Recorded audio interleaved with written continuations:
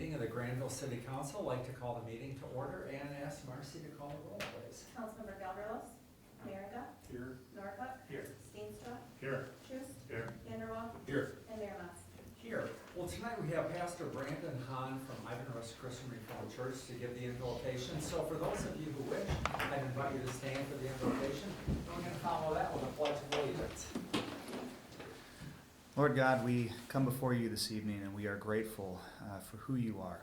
We thank you that you are God of goodness and order, and that we get to experience that goodness and order in many different areas of our lives. One of the ways that we experience that is in our local communities and towns. And so as we meet together to do the business of our town, Grandville, tonight, we pray that everything tonight would be done in good order and according to your glory. And it's in Jesus' name that we pray. Amen. I pledge allegiance to the flag of the United States of America and to the republic for which it stands, one nation, under God, indivisible, with liberty and justice for all.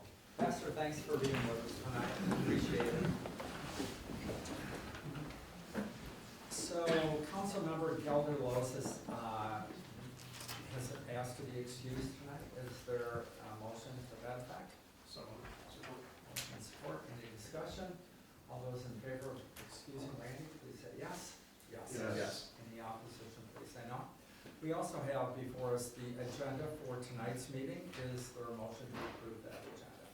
So, support. Motion and support. Any discussion? All those in favor, please say yes. Yes. Any opposition, please say no. Great. We also have a couple minutes. First one is from our regular meeting on April 8th.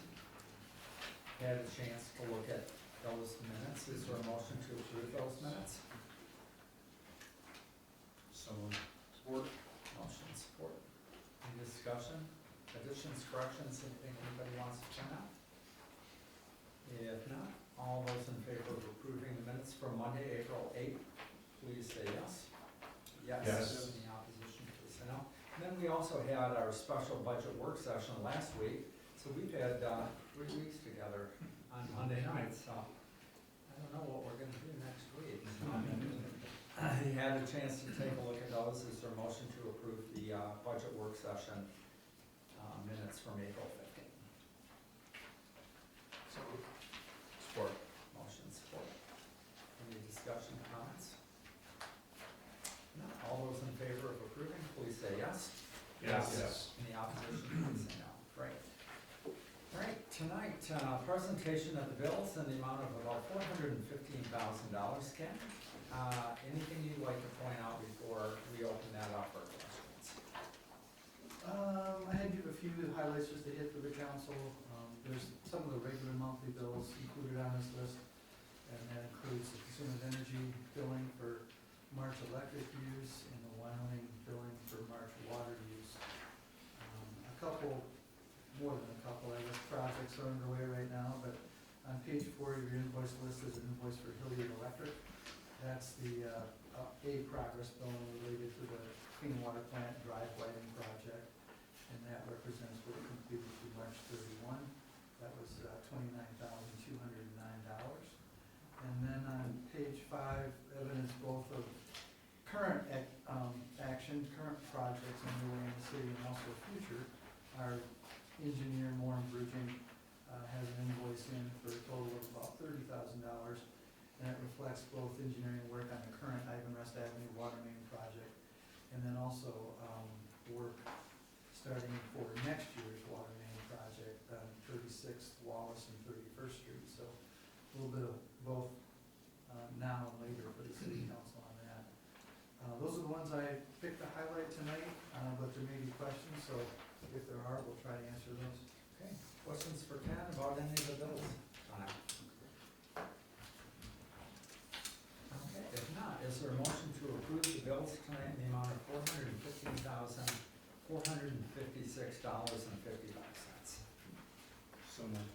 Motion Support. and support. Other comments, questions? Marcy, would you call the roll, please? Councilmember Merringa. Yes. Norhuck. Yes. Steenstra. Yes. Truce. Yes. Vanderwall. Yes. And Mayor Mas. Yes. Next item is a presentation from the police department, a certificate of appreciation. Chief? Thank you. Thank you, Mayor.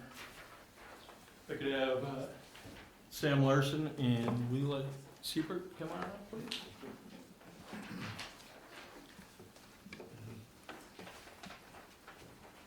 We're here to recognize these two young ladies for donating their time and talent in the production of our 5 Marches Reading Month videos. These videos started back in 2020 as an outreach for us during the pandemic. And this year we actually had close to 4,000 views on these videos. These young ladies did an excellent job in presenting the videos, making the officers look good, which takes a lot of work. And they did it effortlessly. And we just wanted to publicly acknowledge their efforts. So, Lila, here's your certificate of appreciation. Thank you very much. And Sam? Thank you. Here's your first.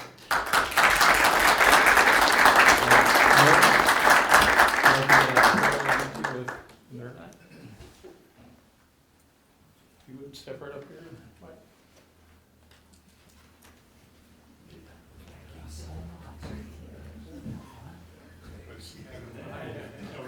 Oh, wait, no.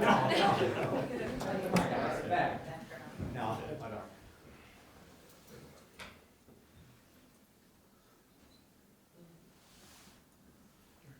Thank you, ladies, very much. We really Yeah, appreciate thank it. you. Thank you very much.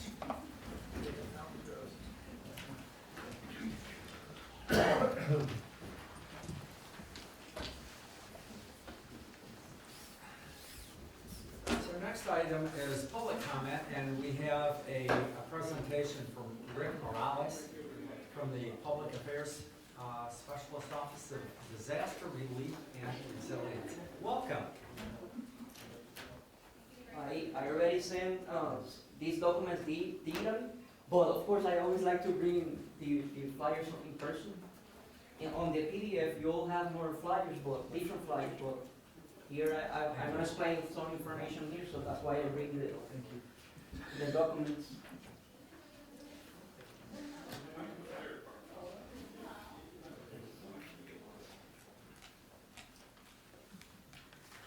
So thanks for the time and opportunity. So you all know that this is informative. I already know that no damages are reported here. But of course, all this information is important for possible future events that we hope that not, of course. But you all can have here, sometimes we always see that some citizens from other counties or towns or townships that are affected might be living here, or people from here with families or networking in other counties that are more affected. So that's why we always visit all the counties that are declared. This is a primary county. We already met with the emergency management director of the county, but we always visit the local government because it's very important for us and for, of course, for the citizens. They contact directly the local governments, not the county or the state or federal government. So I brought some important information that you all know some of these, but I always bring new information and updates. So for now, why we are still here, because this disaster happened on August 24, August 20, between those dates of the last year, but because it was declared on February, that's why we are still here, and the deadlines were extended. The deadline to apply for physical damages, it was extended until May 8. So that's one of the reasons that why we're still here, visiting, doing media, doing meetings with the government. So what that means for homeowners, renters, nonprofit, and businesses, because we are a small business administration, but the Office of Disaster Assistance. That means that we don't only assist businesses, but also homeowners, renters, nonprofits, and businesses. We are not, well, we work together, but we are not part of the Mississippi SBA District Office. Sorry, I have visited so many states. Michigan, I am Michigan, not Mississippi. I have visited almost all the state of the United States. So Michigan, our headquarters is in Atlanta. So our supervisors are in Atlanta, but we work together also with the Michigan SBA District Office. I brought a flyer from them, of course, the SBDC, Small Business Development Center, that they are a very good resource. They have business advisors. They know about grants. They can find grants. They know about marketing. They know about business plans. They know about all this, so they are very good resource for the citizens. The third page is for the location of the centers. No more locations to apply here in Kane County. They are more in the south. I know that is far, like a little bit far from here, but of course we have the 800 number for the customer service center. So the people that already applied, they can call that number and they can give the status of the application. That 800 number is very important. So and they can answer all the questions for the constituents or survivors. That's how we call the people that is affected. So it's very important, that first page with that knowledge. Also, I brought a flyer that I saw some flyers there that some of the elected officials had the SBA and the flyer of FEMA and SBA relationship when they are the survivors, when they are denied first by FEMA and they are referred to SBA. We always encourage the people to complete the procedures with us. But what that means is not only applying and that's it. They need to provide all the documents, and then if you complete everything and you are denied, SBA might refer you back to FEMA, and FEMA might give you all the other disaster assistance like grants. Of course, like I always say, SBA is not obligated to refer you back to FEMA, and FEMA is not mandatory that they have to give you other kind of resources. But if the citizens complete all the procedures with both federal agencies, and if they are proactive, of course, they might receive those other resources. To summarize, at least they can have hope to receive something if they are proactive with both federal agencies. So that's very important to know. And specifically, that's only for homeowners and renters. That's not for businesses. That procedure is specifically only for homeowners and renters. And all these funds are only to return to what you were. It's not for improvements. It's not for damages before within that incident period that I explained, not after those dates. No, it's only for that period of time between August 24 and August 26 of the last year. So that's very important to know. And also, the last pages are like a summary of the benefits, what the people need to bring to the centers, like the documents.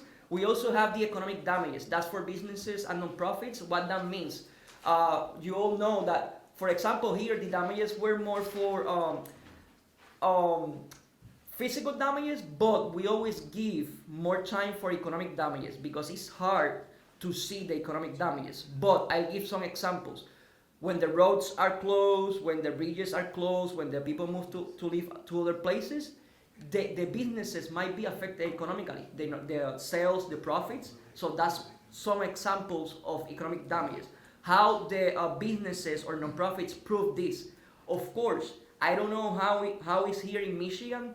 One of the documents, of course, is the tax returns. But when they, I don't know if they have to file the taxes for the sales like weekly or monthly, they have to prove that after those dates of the disaster, they are having losses on profits or in sales. So that's one of the documents to prove that they are losing money because of the disaster, and that's one of the ways to prove economic damages. And with the physical damages, like you all know, with pictures, videos, receipts. Of course, I know that was so long. That was so many months ago. I know that it's hard, but I think that with receipts, at least with receipts, I know that if they didn't took the pictures, it's not that easy, but at least with receipts of the things that they bought within that time. So that's good evidence to apply for physical damages. That's very good information.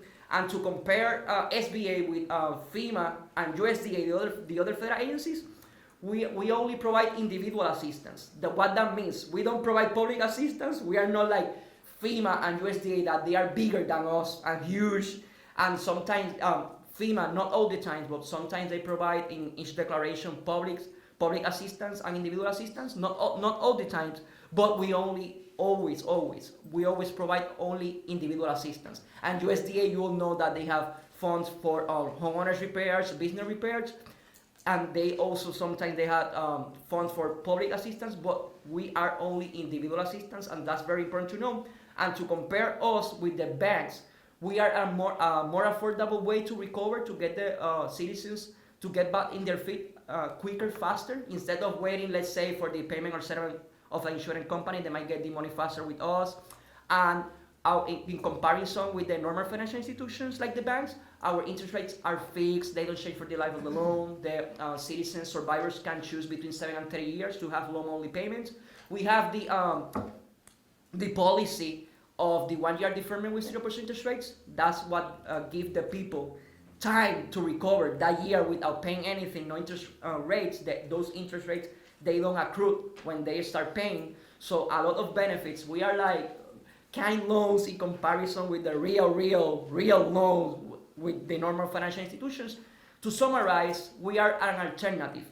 Like I always say, hey, it's not the best alternative or option for everyone, but at least for some people, it's the only option and best option. That's why we're still here. We have good numbers. Sometimes we approve more funds than FEMA, not in all declarations, but sometimes. And that's why we're still here. And it was extended, so FEMA and SBA, we are doing great here, and that's why we are staying and we keep informing. So, and one last thing, we are here also with the main purpose of you all helping us sharing the information with the citizens that might be living here that are affected of that past event of the last year. It was declared late. To summarize in a nutshell, it was declared late because sometimes it takes time, because you know that the state, FEMA, SBA, all the levels of government, they need to evaluate and analyze the damages to see if they can be or if they can be established as if they can be part of a presidential declaration. You know what I mean? It's like if the disaster had more damages from the beginning, sometimes we can be here in days or in a week. But when a declaration takes like months to be declared, it's like the damages were not that bad. Of course, just with only one person or business with damages is enough, but that's why it took so much time to be declared, because the damages were not that bad. But of course, with just one is enough. But trying to explain why we are here so late, so that's one of the reasons of the explanations. Yeah. Great, good information. Thank you so much.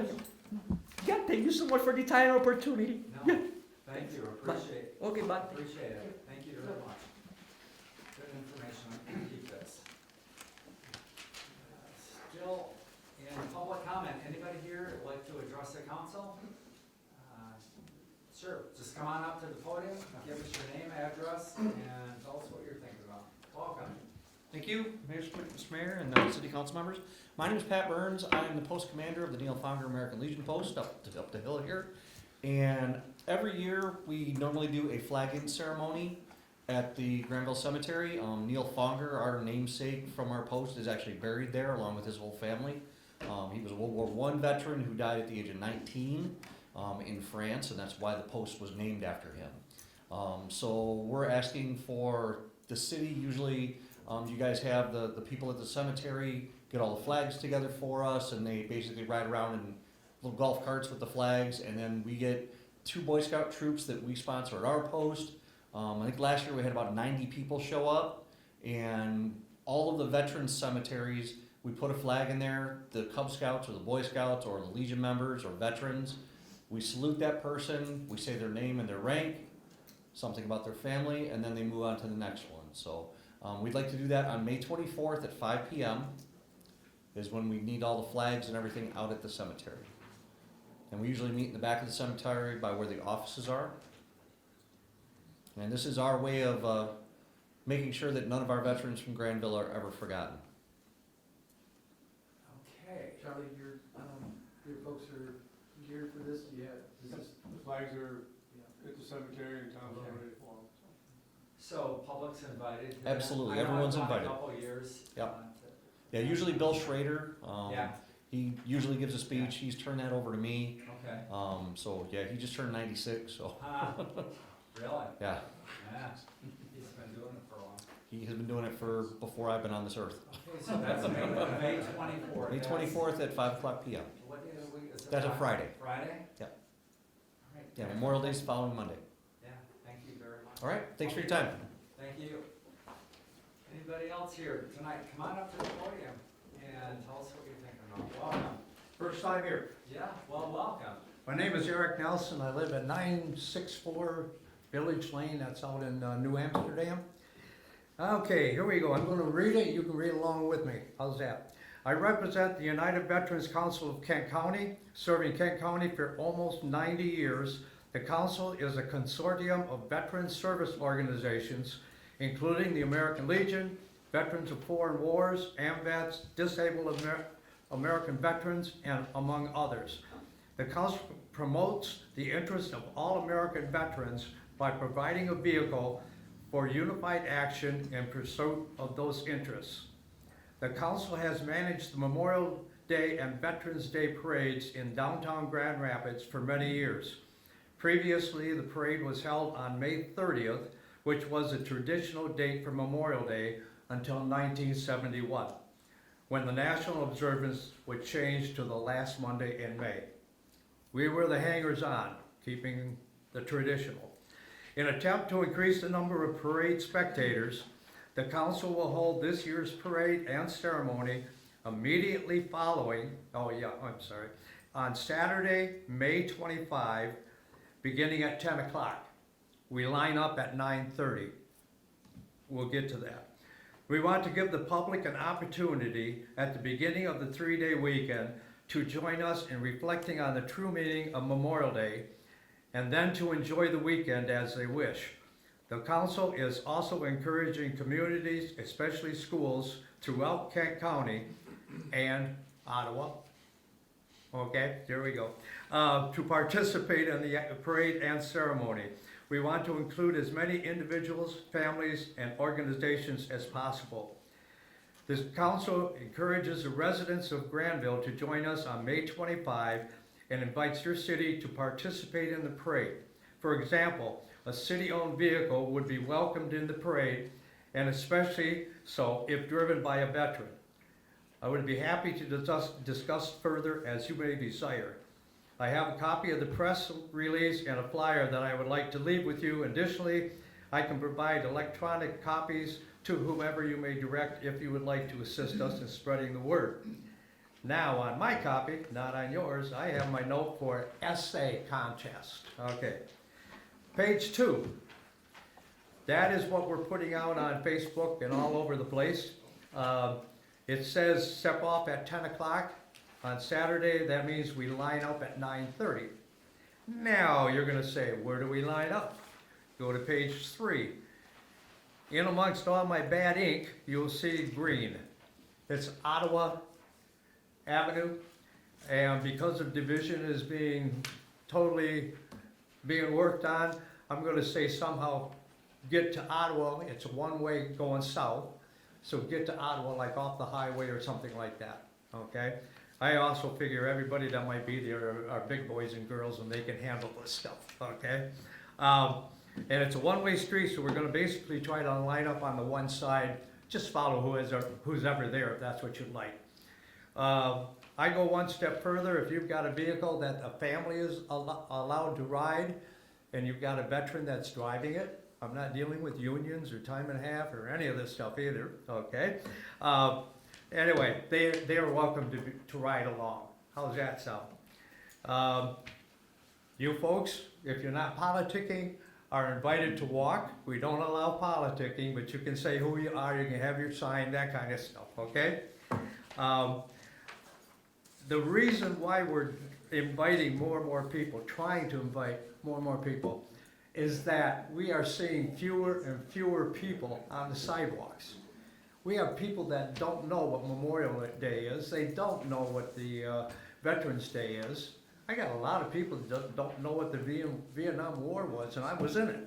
You know, that kind of hurts. What we're trying to do this year is special. We're going to start the parade very quietly. We will have the Grand Rapids Police, because they always start it out. And then we are going to have a riderless horse with the back-facing boots. Think of John Kennedy's funeral. Then we actually rented a caisson from well, from Detroit area, moving that over here that morning. And I talked to funeral director, and we might have actually a real casket on it that we can borrow for the day, because they do have one they lend out. I don't know if you know that. You can rent it for $1,500 for a funeral. At least that's what it cost me once. Anyway, so we're trying to get the people out there standing on the sidewalks. We want to teach. Every time we do a parade, I've been in charge of 6 parades, and we try to teach something. We want to get to people, because Happy Memorial Day, have you heard that? I liken it to my saying, happy day my dad died. Not quite the way it should be. Happy Veterans Day, I'll go along with you. But Memorial Day is the time we sit back and see why we could have this. So, okay, another thing, we want our younger folks. So the last page, it says essay contest. This is the first time we've tried it. The timing is tight. But we're going to give out a $250 gift card for the winner. So we want the younger people in the area to write a letter of what Memorial Day means to me. And then we'll pick the winner, and the winner will be asked to actually read it instead of having the normal guest speaker that half the people have seen before. So we want this to have a little spice to it and bring the younger crowd back in it. So, I gave you all my cards. If you would like to contact me with more questions, I don't care. If you want to give that card out, I don't care. I make them up faster than I can give them out, so it doesn't matter. Thank you very much. Great, thank you, Eric. Thank you for taking the time to work on this project. It's important. And thank you for what you do. My dad was a World War II veteran, and it's nice to know that people are still. That's another thing I'm gonna try to do, is right after the caisson, I'm gonna have the Sons and Daughters of the Revolution. That's the first war. Then we're gonna have some Civil War reenactors. Don't know what we're gonna do with World War I right now, maybe a sign. Then we're gonna go to II and the Vietnam, and then the Gulf Wars. We're gonna try to highlight each one instead of a group of American Legion and a group of, so just trying to change it up. So you're welcome. Thank you very much. Thank you very much. Anybody else here tonight like to address the council? Come on up. Kyla. You've recovered from Saturday's tree sale. Tell us about it. I just wanna say we completed the Grandville tree sale, and we sold 53 trees, and they were all picked up and delivered on Saturday, and people seemed really excited about it, and we were really glad to be able to share those, and thank you for supporting the 50% donation for each tree. It's been a great program, and we're looking forward to each year to be able to do it. The reason I really came up tonight was it's Arbor Day Friday, and we have 18 trees at the middle school, and this afternoon the tennis boys and a couple of our board members went over, and we actually staged the trees out close to where they're gonna be, so that Charlie's actually gonna auger holes for us, so we don't have to dig holes, so that's a huge bonus. And Thursday night we're looking for like 3 or 4 more site leaders, because I think we're gonna have a large enough crowd that 18 trees could be going in the ground at the same time.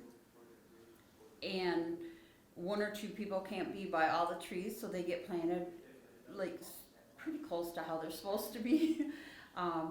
The principal that's working at the middle school right now said that he will have, depending on the weather, but between 125 and 150 students rotating through that area.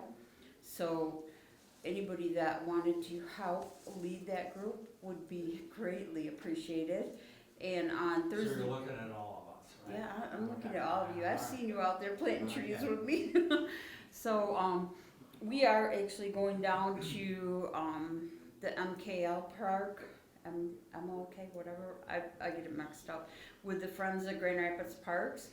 And we're actually going through their site leader training so I'm not the only one telling people what we should do. And so that they can see how other programs work as well. So if there's anybody that wants to join me, they can I already have permission to take 5 or 6 people with me. And I have 3 right now, so if I could get a couple more, I greatly appreciate it. And we're gonna start at 8:45 with a check-in at what used to be the old middle school, the Oakstown Intermediate School, on Friday morning. We're gonna dedicate the rain garden. The Friends of Buck Creek are gonna be there to dedicate the rain garden. Then we're gonna start the Arbor Day celebration. When we finish that, there will be a tree planting demo to show people how to plant a tree, and then we will put 18 trees in the ground.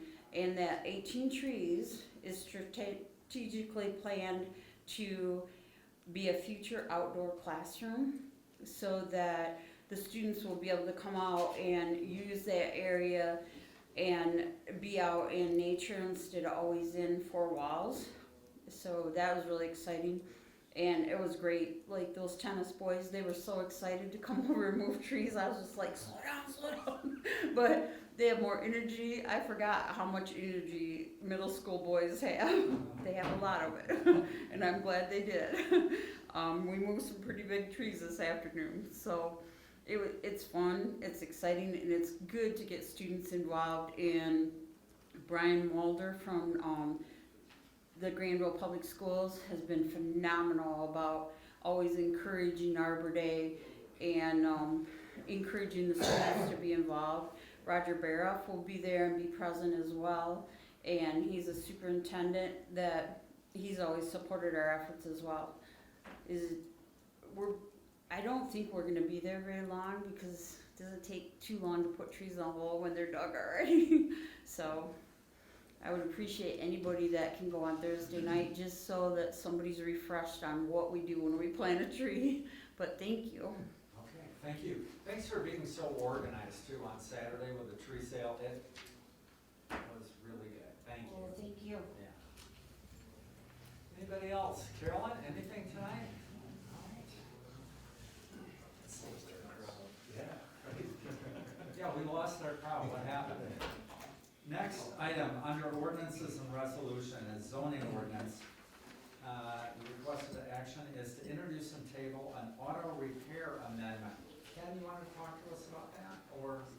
Yeah, I can get us going, and then our planning commission chair Carolyn Frederick is here, and JR is the council rep, so I think we can probably get pretty much it all handled at one time for introducing the ordinance tonight. And that is the request, is to introduce an amendment to our ordinance, and this came up as part of a site plan review for a local business that was attempting to increase the size of its facility.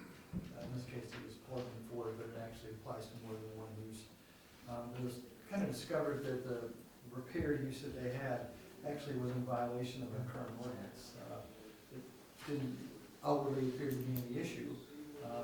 They were repairing vehicles inside the building, but just by the definitions that we currently have, they were in violation because they were getting into the larger size vehicles.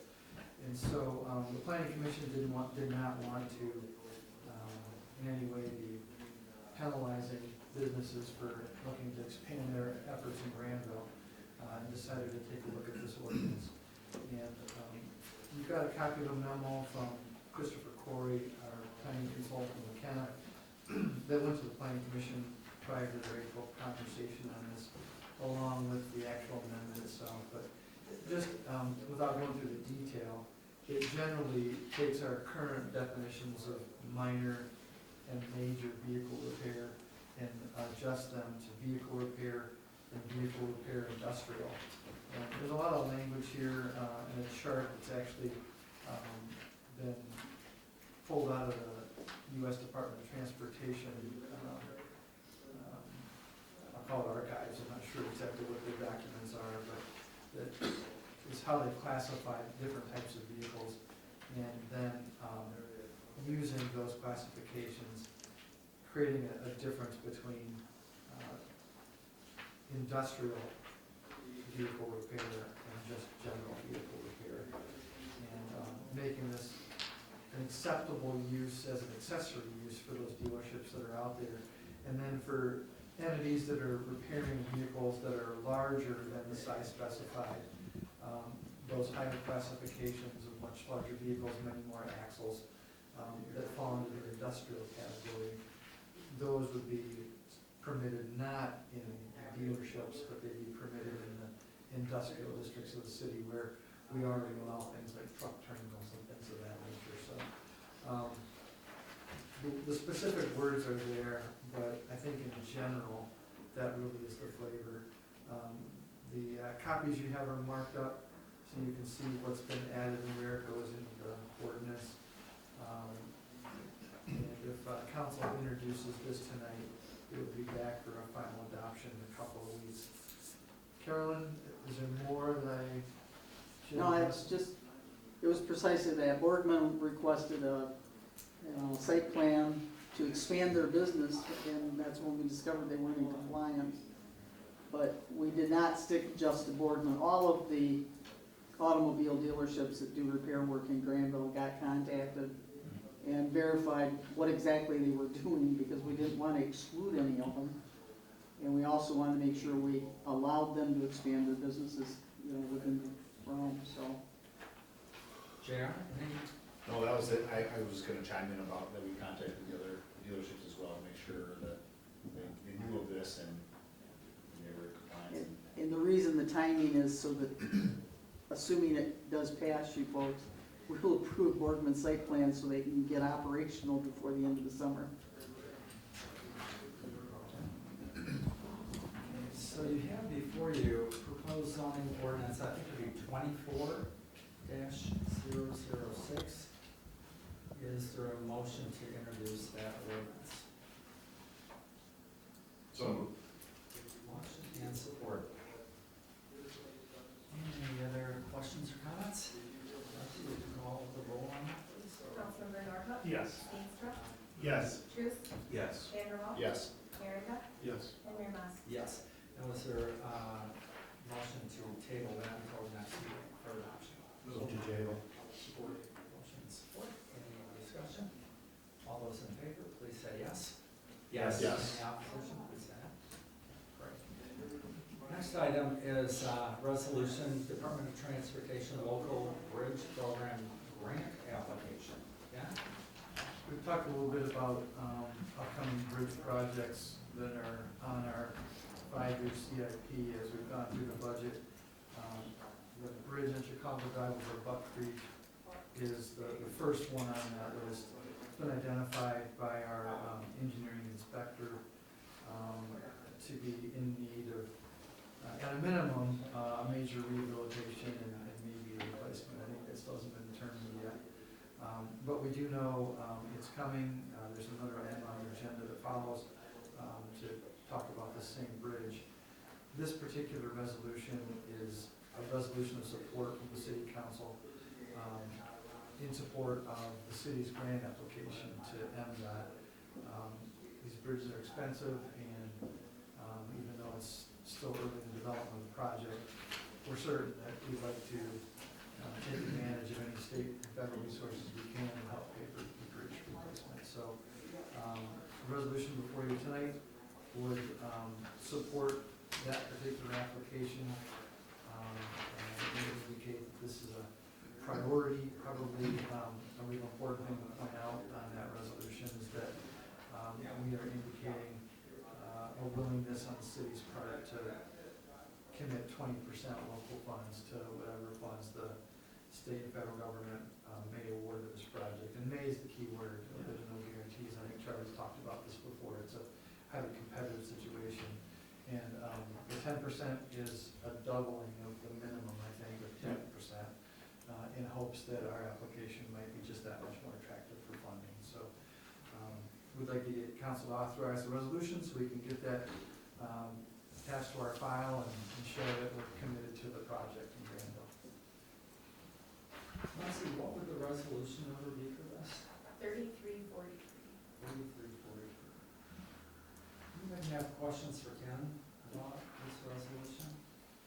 So it authorizes the city manager to make application to get funding. Yeah, Yes. right? Right. Why wouldn't we do that? Yes. All right. Is there a motion to adopt resolution number 3343? So moved. Motion Support. and support. Other questions or comments? Marcy, would you call the roll, please? Councilmember Steenstra, Yes. Truce, Yes. Vanderwall, Yes. Merringa, Yes. Norhuck, Yes. and Mayor Mas. Yes.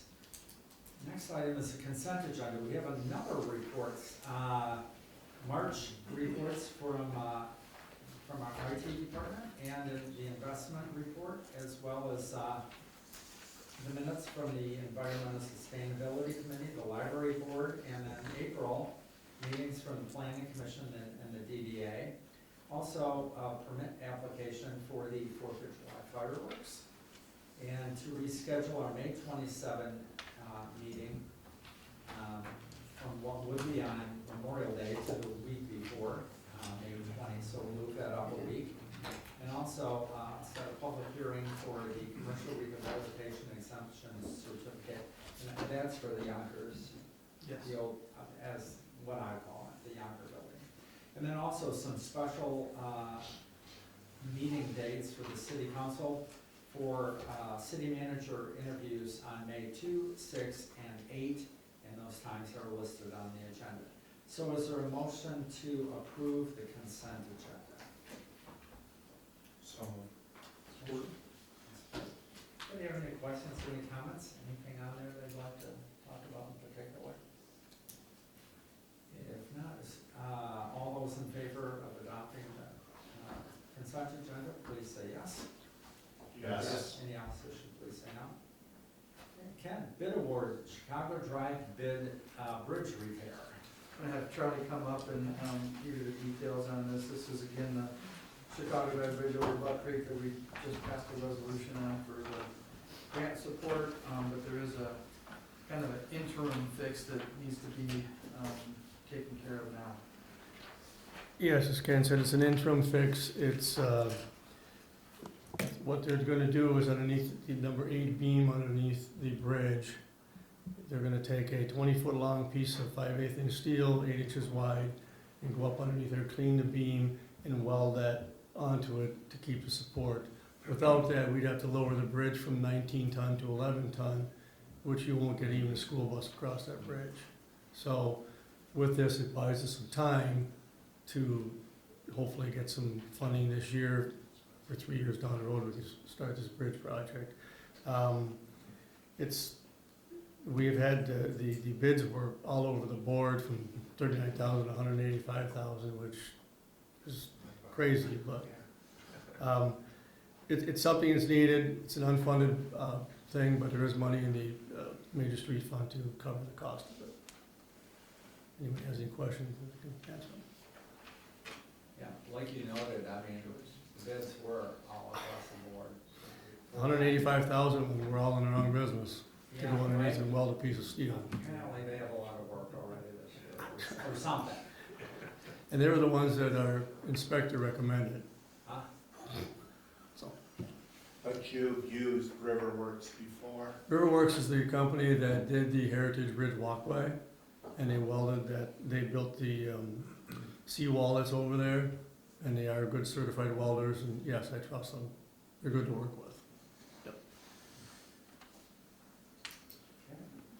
So you're asking for authorization to enter into a contract with Riverworks Construction, the amount of $39,000 in the best interest of Yes, the sir. city. Is there a motion to that effect? Josh has a question. I'm sorry, John. Just a quick question, so is this really just an interim solution to get us to that replacement in 27, 28? Mhm. Yes. How long is it expected to last? The Will it repair, be really that long, or is it potentially able to be lasting very long? the repair should last us for 3 to 4 years, but because of the bridges, the age, there could be something else another year from now, another inspection, you could find another beam might need a piece of steel welded on it. Yeah, who knows? We don't know. Did we have a motion in support on that yet or not? Okay, is there a motion to enter into the contract with Riverworks Construction in the amount of $39,000 in the best interest of the city. So moved. Support. Motion support. Any other questions, comments? Marcy, would you call the roll, please? Councilmember Truce, Yes. Vanderwall, Yes. Merringa, Yes. Norhuck. Yes. Steenstra, Yes. and Mayor Mas. Yes. Okay, anything else going on? I don't have, there's a lot going on. There is, yeah. Anything you want to talk about? Share tonight, there's some miscellaneous material that's in the packet, council will look at that as well.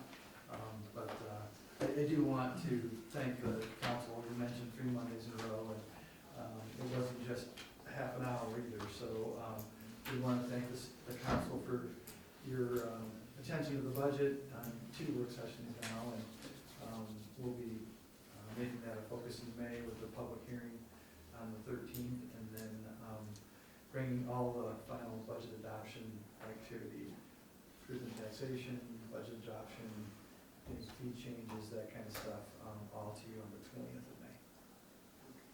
I'm good. Okay. Start. With Josh. Nothing really tonight. Justin. Nothing. Tim. Thank Kyla again for all the great work with the tree board and what you do. And Ken, I was intrigued by that Lakeside Mall article. Is our mall sold? We have not seen confirmation of that Okay. yet officially, so I can't officially answer that question. All right. We're hopeful that that is in process. Got it. Yeah. Thank you. I have just a little bit of additional information. They are currently in receivership. So they are having their debt managed, I think maybe to make them more attractive for sale. Charlie has been out there to try to talk to somebody, and it's kind of being avoided a little bit, but we're trying to figure out what's going on because we haven't seen anything with a sale either, but we have been getting documentation into our office saying that they are in receivership. We cannot shut their water off. You know, they owe us $30,000 in water bills and things like that. So typically, we would shut them off, but because they're in receivership and they're reorganizing, I don't think they're officially in bankruptcy, but they are definitely in receivership. We received that paperwork. So that's what. Thanks, Shane. Yep. That's it. Paul. Thanks. JR. Oh, man, quiet group tonight. This is what I got in the mail today. Certified wildlife habitat. Remember to, when Mitch came in and talked about that? Anyway, so I went and did it online and I got it, so I encourage you to do that. It's $5 and a really simple procedure, so I'm not sure where I'm gonna put that. Front door. Front door, yeah. Yeah, because we've got a creek behind us, we have some bird feeders, some area that wildlife can live, so probably all of us can get that pretty easily. So just encourage you to do that. Just took a few minutes online, so.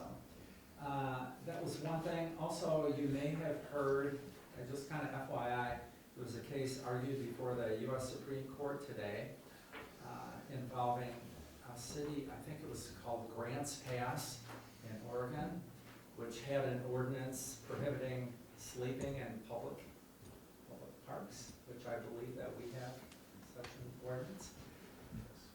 Yeah, everybody does. Well, a lot of people, a lot of places do. Anyway, that was argued today, and the argument kind of involved the Eighth Amendment prohibition against cruel and unusual punishments, that sleeping is a fundamental human right. So that will be interesting to see what happens with that. It kind of involves whether public shelter space is available or not. So anyway, just something you probably will hear in the next few days. That I thought was kind of interesting. So this weekend is Art and Chocolate Walk and Arbor Day, so a lot of things happening on Friday and Saturday. So, and you heard Kyla, she needs help about planting trees on Friday, right? We should be there 8:45. And you're also looking for people to go to classes on Thursday night, right? Yeah, on Thursday night, we're actually going down to Grand Rapids as a group, and Okay, it's at 6 o'clock. I can get you details if anybody wants to come, but, okay. we don't have to sign up for it because I already contacted the Friends of Grand Rapids Parks, and we can just be part of their group as they teach their site leaders. And they've been very helpful to the city of Oh, they're Grandville as well, amazing. right? Yeah, so. They are an amazing group to work with. If there is nothing else, is there a motion to adjourn? Motion. Support. And support. Discussion? All those in favor, please say yes. Yes. Yes. Any opposition, please say no. Thank you.